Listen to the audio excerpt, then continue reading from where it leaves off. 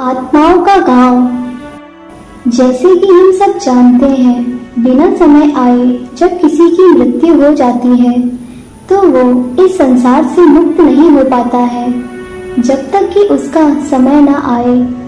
इन्हीं मरे हुए प्राणियों को हम भूत प्रेत कहते हैं। ये कहानी आत्मापुर की है। हालांकि इस गांव में सभी भूत प्रेत ही थे और यहाँ के भूत प्रेत बिल्कुल साधारण मनुष्यों की तरह ही रहते थे।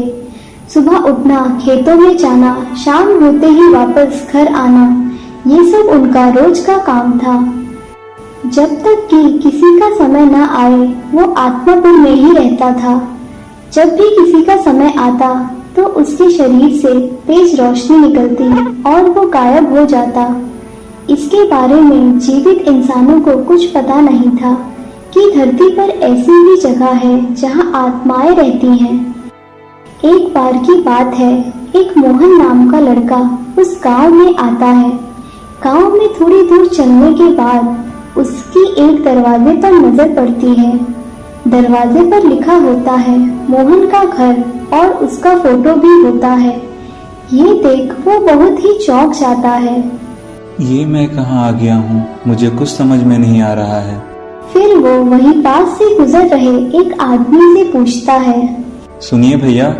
हाँ बोलो, क्या बात है? क्या आप बता सकते हैं ये कौन सा गांव है? आपको नहीं पता है क्या?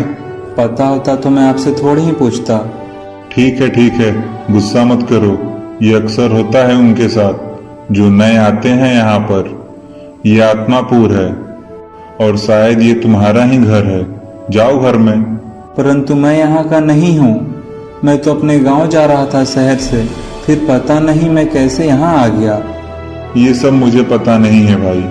अब मुझे काम पे जाने के लिए देरी हो रही है, मैं जाता हूँ। ठीक है भैया, आप जाइए। फिर वो आदमी वहाँ से चला जाता है। मोहन को कुछ समझ में नहीं आ रहा था कि उसके साथ क्या हो रहा है। फिर मोहन हिम्मत जुटा के उस घर के अंदर जाता है। ये क्या, ये कैसा घर है? मैं यहाँ पे नहीं रुक सकता हूँ, मुझे घर जाना है। और फिर मोहन रोने लगता है। तभी उसके सामने एक रोशनी आती है और रोशनी से आवाज आती है, मोहन, अब तुम अपने घर नहीं जा सकते हो। तुमने अपना जीवन खो दिया है। याद करो जब तुम शहर से गांव जा रहे थे तब क्या हुआ था।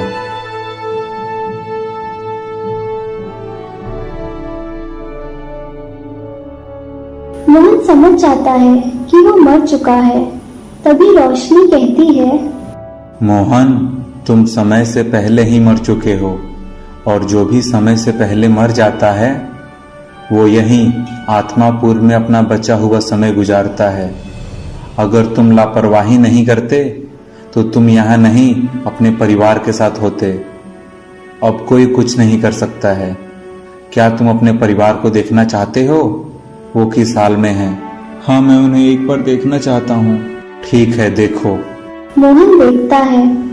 मोहन के माता पिता और उसका छोटा भाई सब रो रहे हैं।